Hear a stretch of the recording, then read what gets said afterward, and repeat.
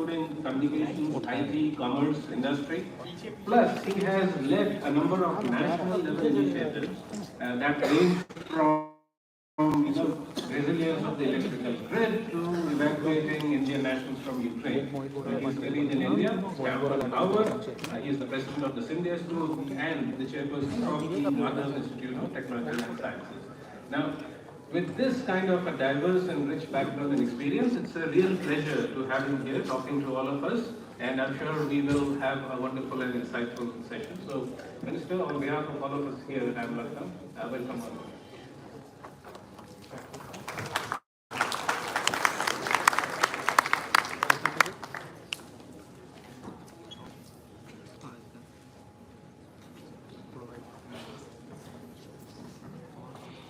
So good evening.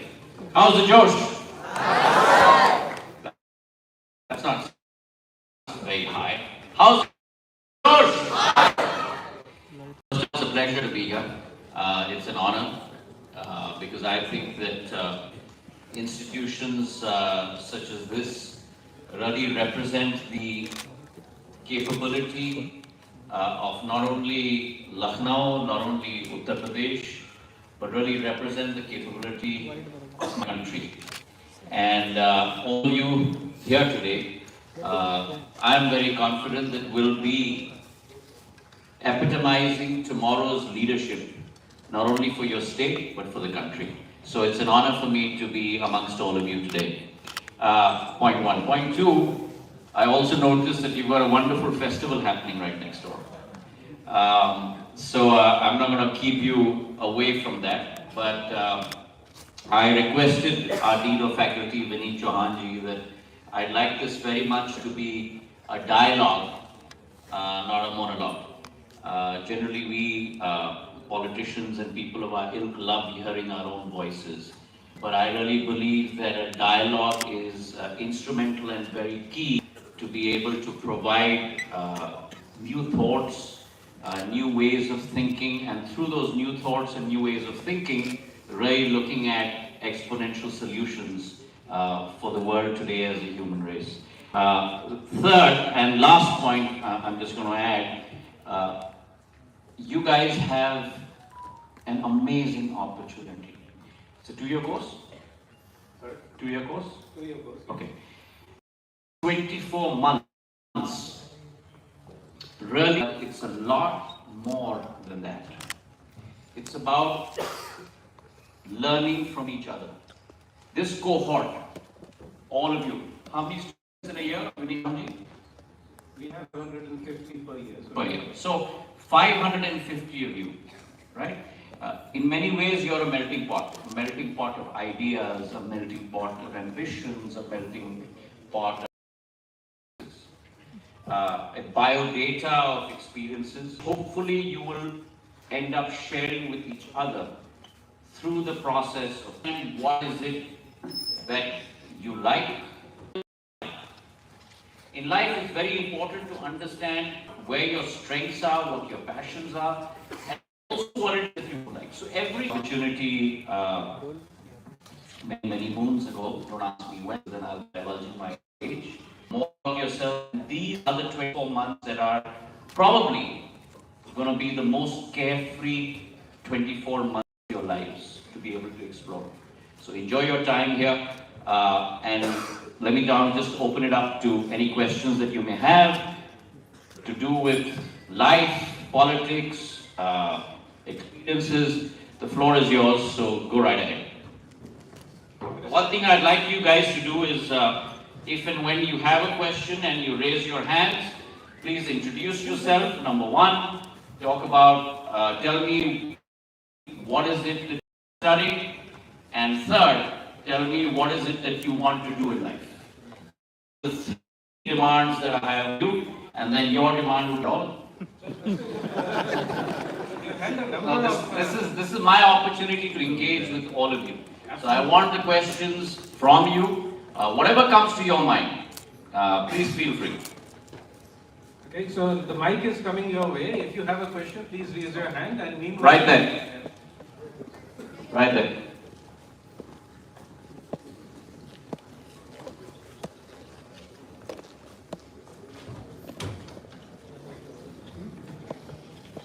Hi sir, this is Radhika Rastogi here. I work as manager of accreditation here. And although I'm not one of the students you talked about, however, I'm a mother to a 9-year-old daughter, and I was wondering whether it's what is what's more important, is schooling very critical to generate a responsible citizen and a responsible and a well-rounded citizen, or is it the college, or I mean, what stage of a growing kid's life is important? Radhika. So Radhika ji, thank you very much for your question. I think it's a very, very important question which Radhika ji has asked me today as a mother, as a parent, and at some point in your lives, you will be at that stage as well. How do you assess what's very important for your ward, for your child, for your progeny? Education is, I believe, two things in life are very important.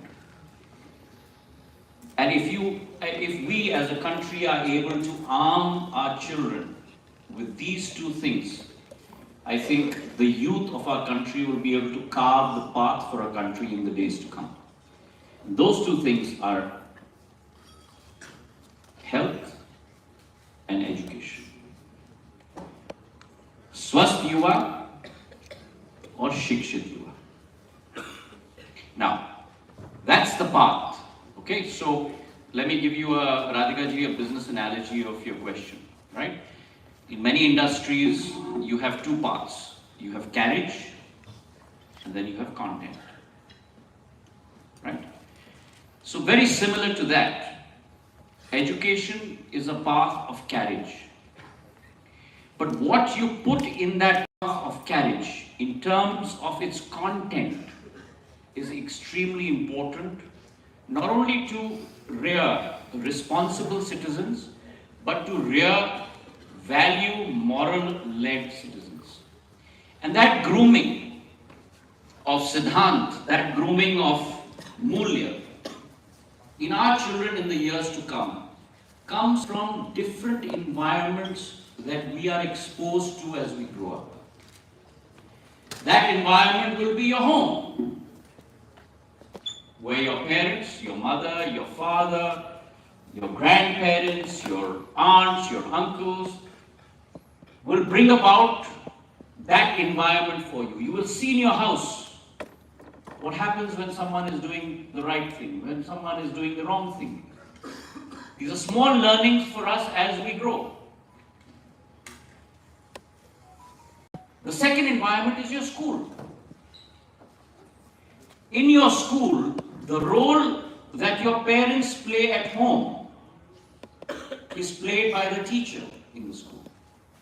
I was personally impacted by many of my teachers as I grew up. Right? I went to school in Bombay, very, very early years. I then went to boarding school in those days, combined with Uttar Pradesh, today part of Uttarakhand, in Dehradun. And then I went to college abroad.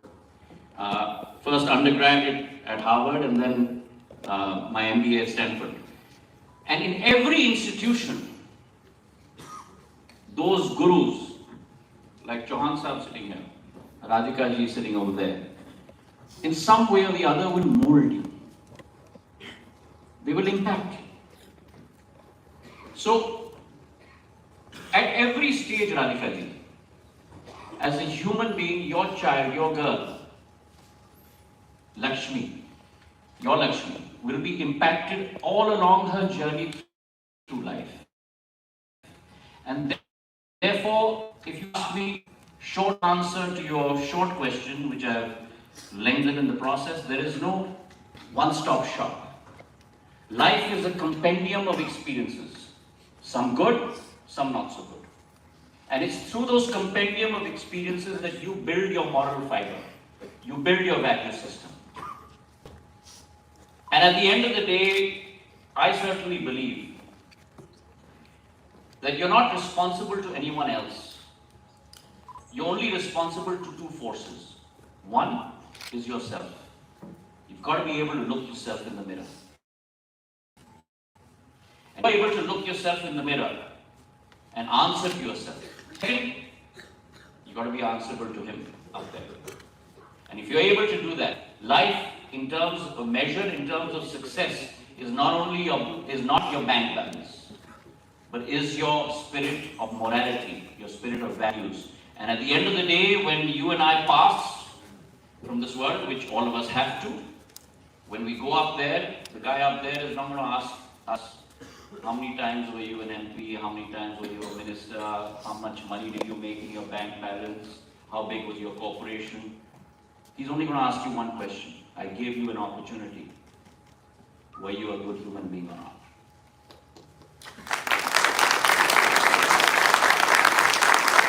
And that's the spirit with which we must live our lives. If we live our lives with that ethos, with that spirit, then truly we are successful.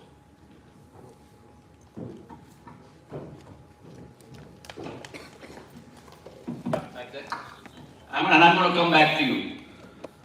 The last row is very important. So we have a question here.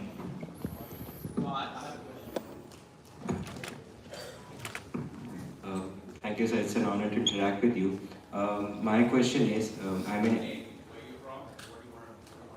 so my name is Madhav Agrawal. I am basically from Gurgaon, and I'm doing my MBA from here at IIM Lucknow. So my question is, when I want to be a businessman, but because here's another learning, okay? So, but it's very important in life to be able to answer the question what? What's your name? What does Aman want to be? Right? And once you get the answer to the question what, you must ask yourself the question why. Right? Those two questions are very interconnected. Because only when you ask the question what, to which you get the answer for, and then you ask the question why, which gives you the raison d'etre for what you want to be, that's when you find your true calling. So why? Sir, because in my entire life I've seen that people are running more after jobs. But I have observed myself, I'm more of a risk taker. And I believe in my life, in my graduation, whether it was in BITS planning here at IIM Lucknow, I'm able to give opportunities to others as well. That I am able to grow along with myself, help others also grow. So that's why I believe I can be a businessman. But my humble question to you was that I feel a lot for my nation. There were a lot of opportunities in my life. I could have gone outside probably after my 12th, probably after my graduation. So I want to ask how, as a person, as a graduate, how I can pursue probably a career in politics, contribute more actively. I can contribute as a job doer also. I can contribute as a honest taxpayer also. But I want to be a person who can probably shape by directly being involved in politics. So how can we as youth pursue a career in politics, if you can guide us on that? Great question, Madhav. So, I'm just gonna change the context a little bit of what you said, right? I've always believed in life that, and this is something, Madhav, that my father used to talk about a lot, but I never quite understood until that responsibility was given to me by the people of my nation. Right? जीवन में बहुत महत्वपूर्ण है तय करना कि लक्ष्य क्या है और माध्यम क्या है।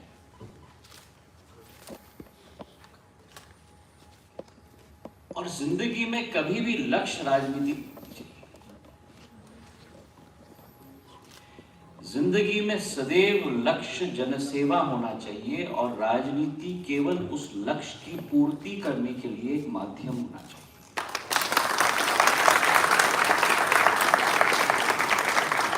प्रॉब्लम हैपन्स कि जब हम लोग उसका यू टर्न कर देते हैं। लक्ष्य राजनीति बन जाती है और जनसेवा उसका माध्यम होने के बदले में उसका माध्यम बन जाता है लक्ष्य जनसेवा होने के बदले में। And therefore I believe that my role today is that not of a politician, but my role today is that of a public servant.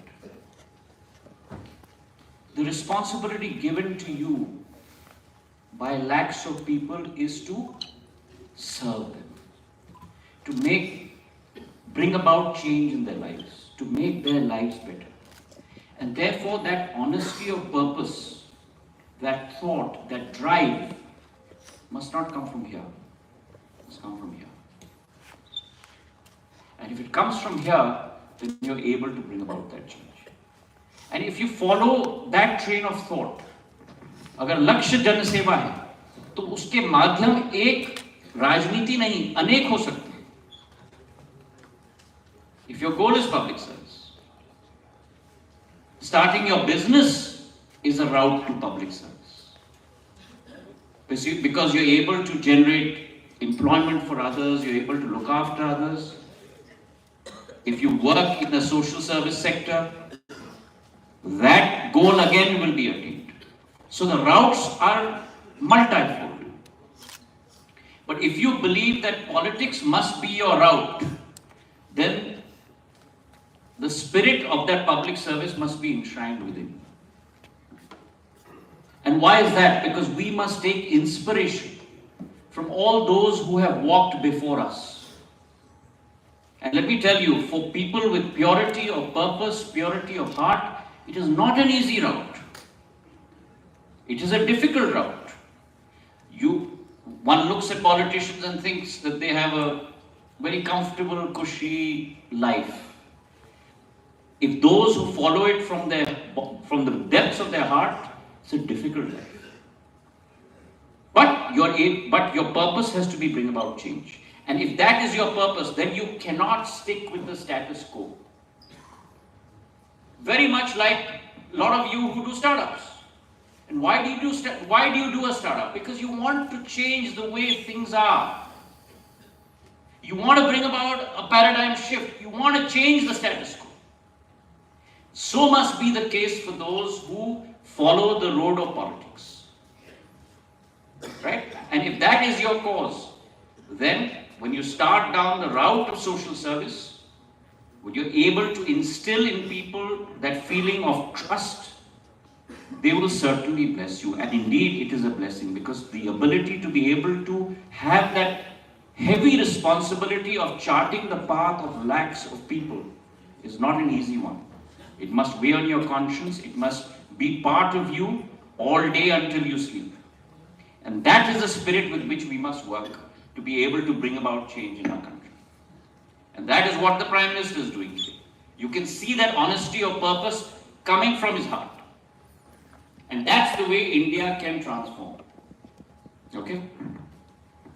No, I need to give it to the person back there. White shirt.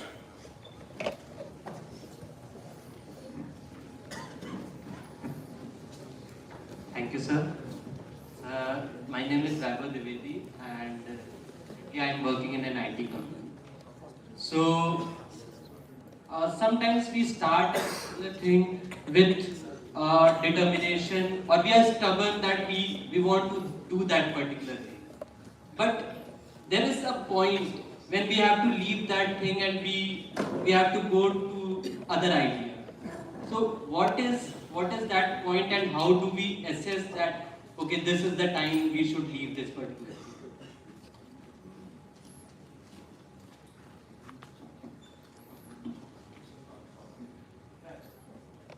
So Vaibhav has asked a very, very deep question. And the question that he's asked is, कब आत्मविश्वास के साथ मैं अपने मन में इस दुविधा से समाधान पा पाऊं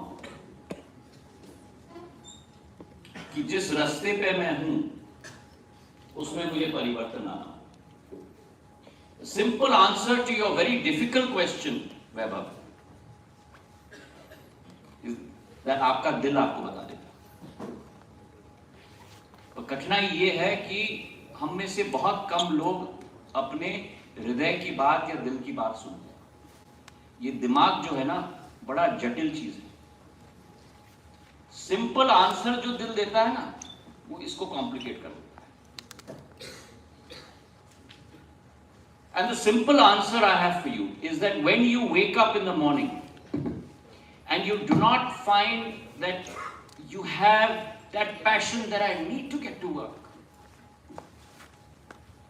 You don't need your shot of morning coffee to get powered up.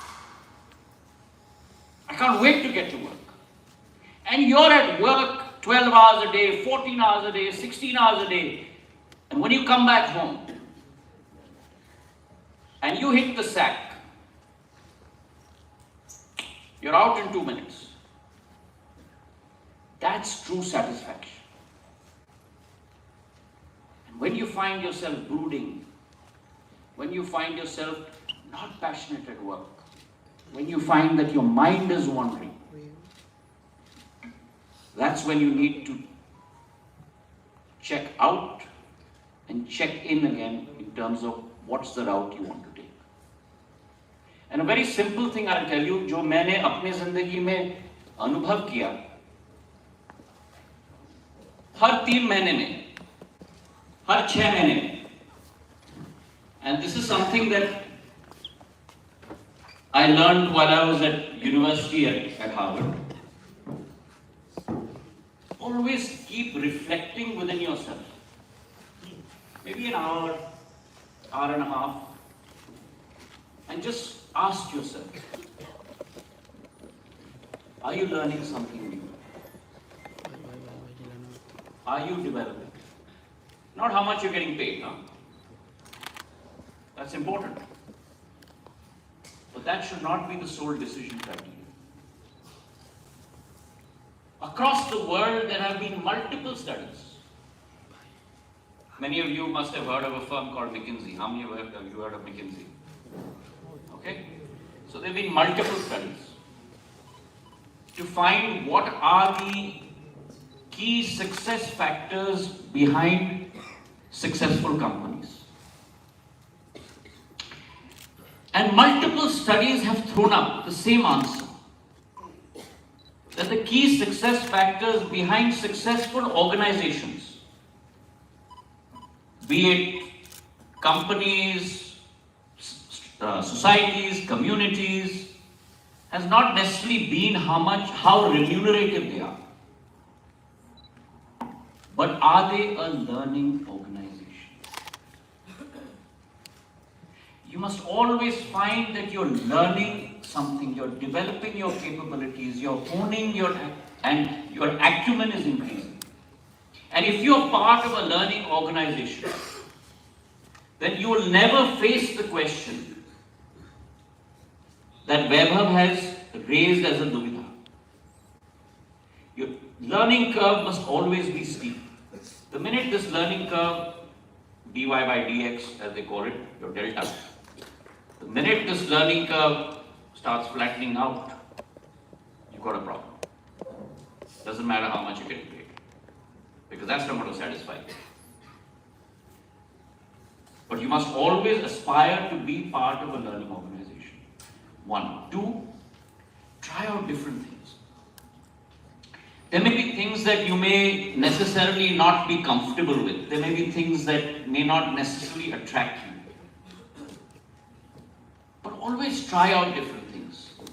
And the reason I'm saying that to you is because, like, how many of you have tried archery or seen archery on TV?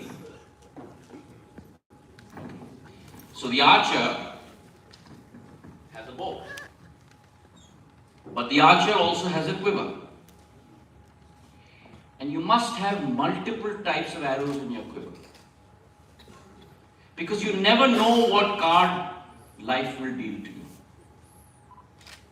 And you never know which exponential arrow that you have in your quiver. Multiple of them. you will need to draw out at that particular time to be able to achieve success.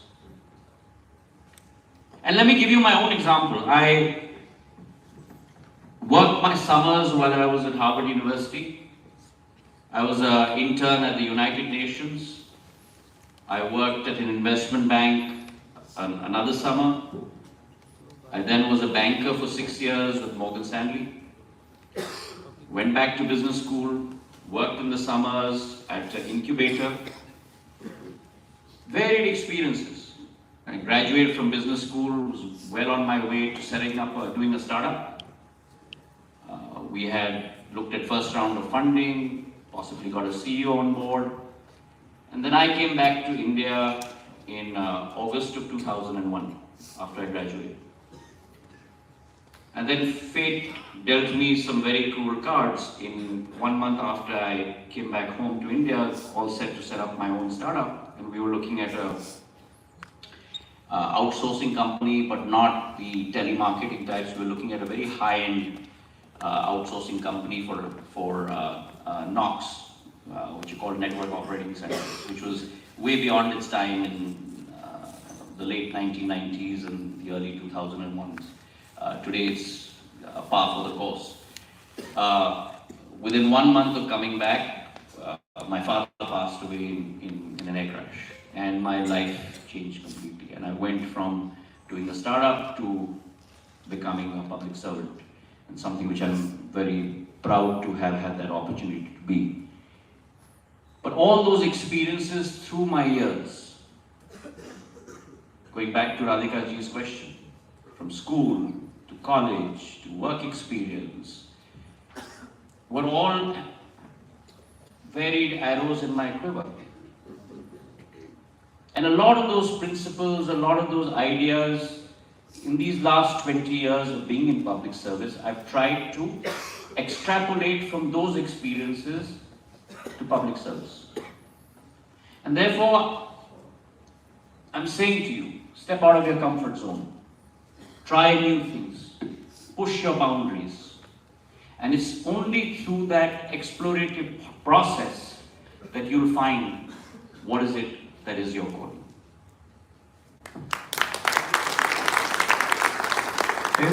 Minister, Back. Minister, we're really enjoying this. I'm enjoying it, the audience is loving it, but we are also told to have a hard stop at 6:40. So perhaps the Last two questions. I'm actually loving this too. Thank you very much for your real probing questions, right? Good evening, sir. Good evening. Myself, Nishi Dumasya. I came from Surat, Gujarat. Came from? बहुत मजा. So I'm a PGP1 student and still trying new things, what to do with the career.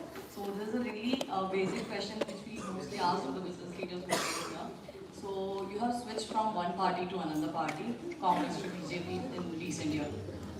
How was your transition there as a career perspective? How did you find that, and what was your motivation?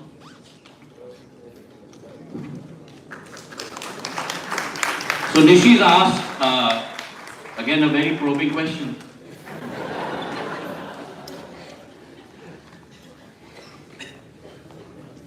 So let me tell you,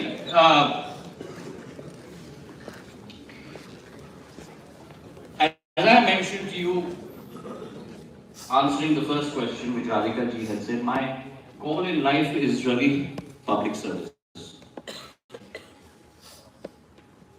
And I was associated with a party for almost 17, 18 years. A party which had in many ways given me an opportunity, and I acknowledge that. And a party to which I have given all of myself. In life, always remember that, as I mentioned to you, your calling must not necessarily be about your bank balance. Your calling in life must not be about positions and titles, but it must be about yourself. And in any relationship, whether it is between friends, between your cohort and yourself, your study group, yourself and your institution. It is about giving of each other. And the bottom line always, and please remember this in life, the bottom line always is and should be about respect for each other. In life, you can and you may compromise on anything else, but not as human beings, not on our self-respect. And when I found that being compromised in my case, that was not something that I was willing to live with.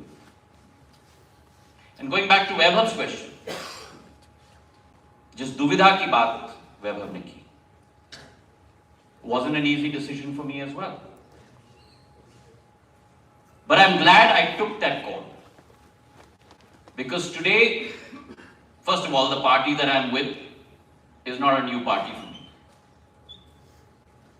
In many ways, it was my grandmother contributed a whole life for this party. My father, when he started his career in public service, started from this party. So for me, it's very much part of my DNA. And the leadership that I'm working with, in the form of Prime Minister Modi today, the honesty of purpose, the commitment towards ensuring that an India that shines on the world stage,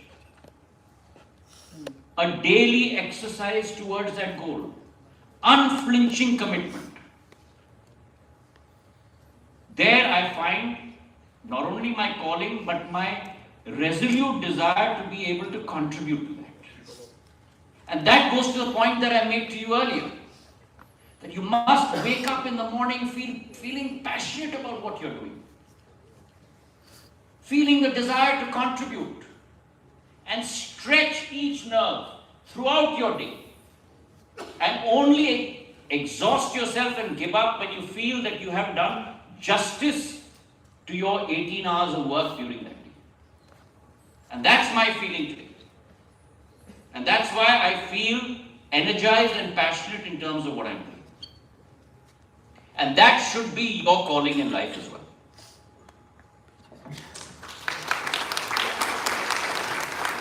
Okay, let me give it to the lady here.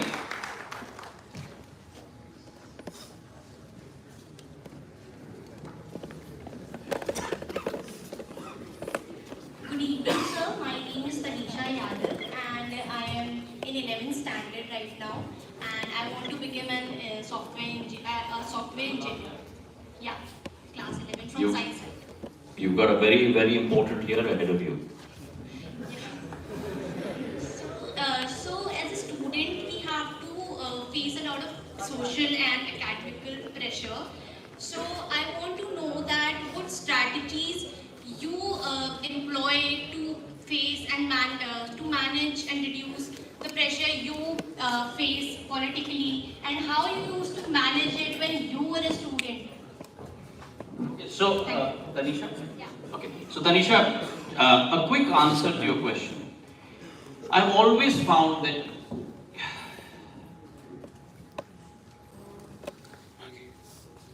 so two things I want to leave you with, or rather, three things I want to leave you with in conclusion.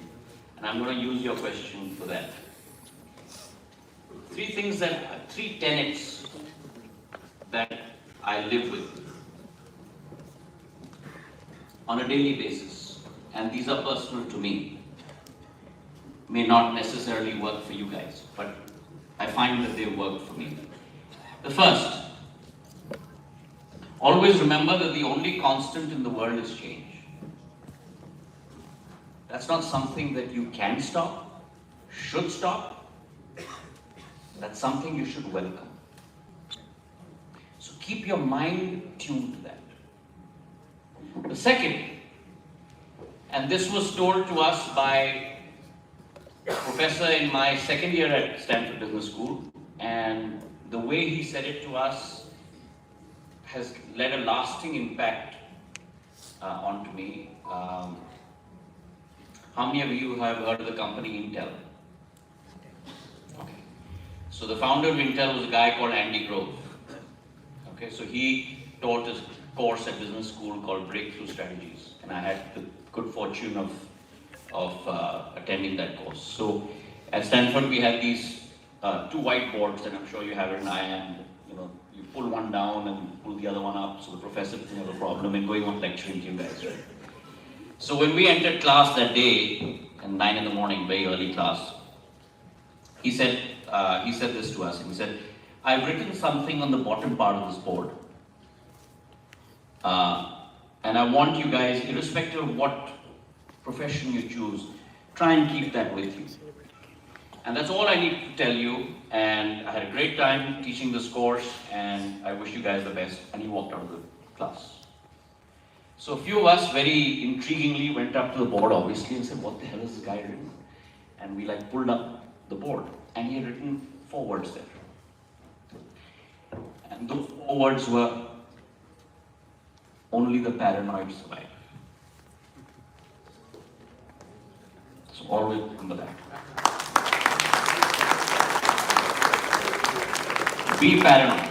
Don't get sick being paranoid, but be paranoid. What is it that you could do that you haven't done? What is it that you could explore that you haven't explored? And to that end, be regular in your work. If you're regular in your work and follow your classes, do your follow-ups, then the final exam is no longer a final exam. Very much that like I have dealt with public service, or I've tried to deal, sometimes successfully, sometimes not so successfully. For me, an election is not when the election comes. For me, the election starts the day I get elected. And if I work for 4.5 years as if it is in election mode, then the final election comes, then it will not become my election, it will become the people's election. So be paranoid. And the third thought that I want to leave you with, and this is as important or even more important, that after you finish what I've told you many times, a hard day's work, and you hit the sack, always remember, the softest pillow is a clear conscience. Thank you very much for having me. Thank you. Thank you very much. And I think a talk like this deserves a standing ovation. Don't you agree? Yes. And for a common note of praise, Dr. Neil.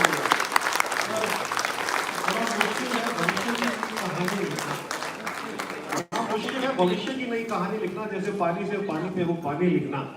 तो आपने जो विचार रखे हैं students के सामने, I am sure this will certainly help them to write their new stories. Thank you very much, sir. For as part of your busy schedule, you spare time for IIM Lucknow, so I extend my warm thank you.